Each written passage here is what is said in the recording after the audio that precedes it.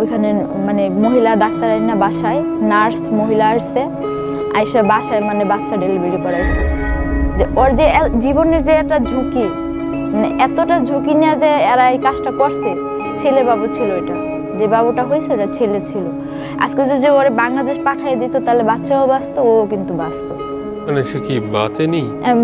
না বাচ্চার মতন কেন, ওর তাই 8 মাসের বাচ্চারা যে হয়েছে এটা তো ওষুধের মাধ্যমে নষ্ট করছে, তাহলে এটা বাঁচাতে না বাঁচার মতন না। ও তো ওইটা দাঁড়াইতে পারে না, বসতে পারে না, মানে ওর শরীরে কোনো বোধ নাই, এরকম অবস্থা হয়ে গেছে। আমি ছিলাম যখন বাচ্চারা ডেলিভারি করছে তখন আমাকে বাসায় নিয়ে গেছিলো, মানে পার্সোনালি মেয়েরা যখন অসুস্থ হয় তখন ওদের একটা পার্সোনালি রুম থাকে, ওই রুমে নিয়ে যায়। তখন ওই রুমে নিয়ে গেছিলো, তখন আমাকে নিয়ে গেছিলো রুমে। তখন ওই ডাক্তার আসলো, বাচ্চা ডেলিভারি করালো, ওই খেজমত করার জন্য আর কি আমাকে নিয়ে গেছিলো একদিন।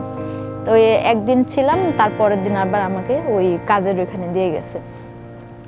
তারপরে ও যে এত অসুস্থ, যখন পায়ে ধরে পর্যন্ত ওই যে মালিক দালাল ওর পায়ে ধরে পর্যন্ত কান্না করতেছে যে ভাই আমাকে বাংলাদেশ পাঠাই দেন, আমি মনে হয় আর বাঁচুম না, আমার অবস্থা খুব খারাপ, আমার মার শেষ দেখার জন্য আমি দেখতে পারি, আমার পাঠাই দেন। তাও পাঠায় নাই।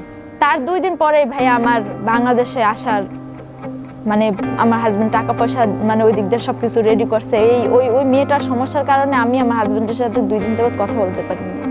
তো ওই দালালের সাথে কথাবার্তা বলে টাকা পয়সা যে দিছে, তার 2 দিন পরে শুনি যে আমারে বাংলাদেশে এরা পাঠিয়ে দিল ওই মেয়েটার ওই ঘটনার পরে।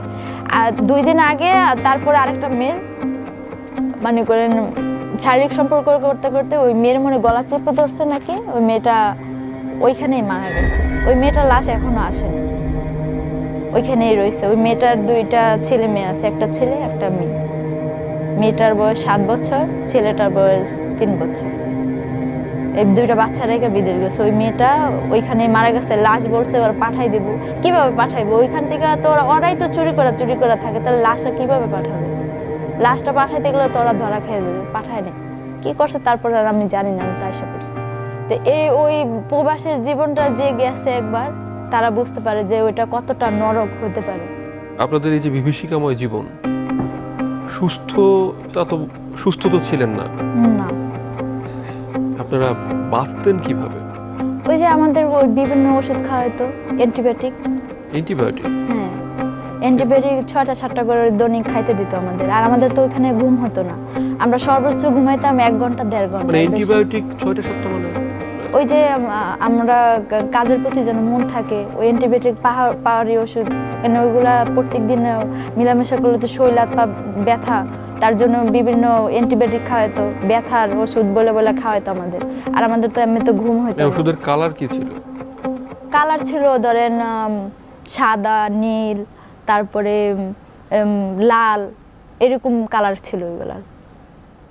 আপনি কি কখনো তারপরে ওই যে কলজা কালার বলে না, ওইরকম কালার মিলানো 6টা 7টা করে ওষুধ দিত, আমাদের তো আর প্যাকেট দিত না। আমরা যে কথাগুলো বলি যে বিভিন্ন ধরনের অসুখ, HIV, এইডস বা সিফিলিস, গনোরিয়া, এই যে ভয়ঙ্কর সংক্রামক যৌনবাহিত রোগ STD, এই ব্যাপারে কি আপনারা সচেতন ছিলেন ওই জায়গায়? না, কোনো সচেতন কোনো কিছুই ছিল না এখানে, কোনো প্রোটেকশন কোনো কিছুই ছিল না। যে প্রোটেকশন যদি থাকতো, তার ওই যে আমার যে বান্ধবীটা যে অসুস্থ হয়েছে, তাহলে তো গর্ভবতী হইতো না, আর ওর এত বড় সমস্যা হইতো না।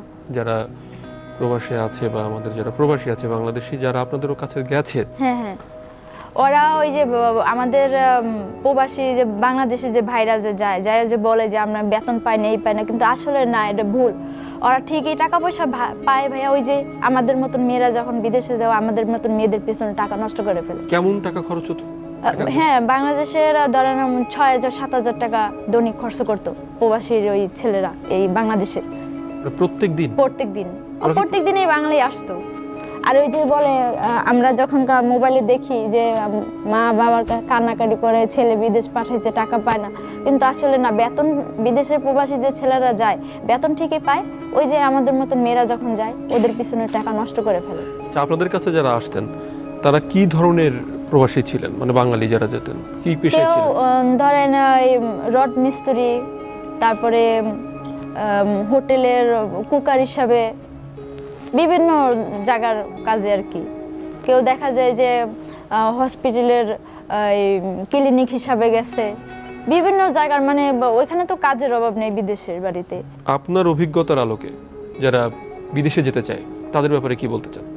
আমি চাই যে আমি যে ভুক্তভোগী হয়েছি, কোনো মেয়ে যেন বিদেশে না যায়। কারণ বিদেশে যে গেছে একবার সে বুঝতে পারে যে মরণের হাত থেকে আমি কিন্তু বেঁচে আইছি। আমি যে কখনো বাংলাদেশে আসবো আমি কিন্তু কখনো ভাবি নাই, কারণ প্রত্যেকটা মুহূর্তে মনে হয়েছে যে আমি আজকেই মরে যাব। তো আমার মতন, আমি চাই আমার মতন কোনো মেয়ে যেন বিদেশে না যায়, বিশেষ করে দুবাই, কোনো দেশেই যেন না যায়। মেয়েদের জন্য বিদেশ ভালো না। আজকে যদি ওই মেয়েটার মতন, যে মেয়েটা মারা গেছে, যদি ওর মতন মরে যেতাম তাহলে বিদেশের মাটিতেই পড়ে থাকতে হইতো, বাংলাদেশ সমান রাষ্ট্র আসতো না। তা আমি চাই আমার মতন কোনো মেয়ে বিদেশ যেন না যায়।